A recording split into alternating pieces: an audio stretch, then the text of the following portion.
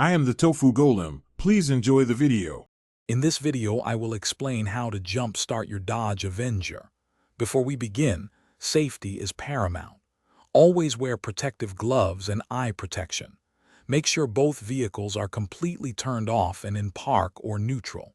Position the vehicles so they are close enough for the jumper cables to reach comfortably, but not touching. This ensures a safe and effective jump-start process.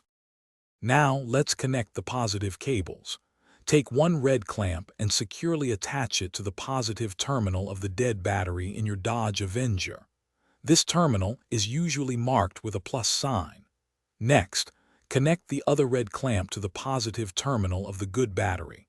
Double-check that both connections are firm and won't easily slip off, ensuring a proper electrical flow. Moving on to the negative cables. Attach one black clamp to the negative terminal of the good battery. For the final connection, find an unpainted metal surface on the engine block or frame of your Dodge Avenger, away from the battery. Connect the other black clamp there.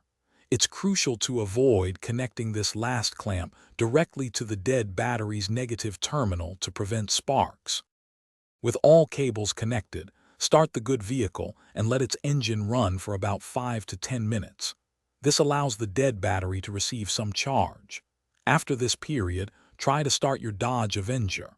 Once it starts, disconnect the cables in the exact reverse order.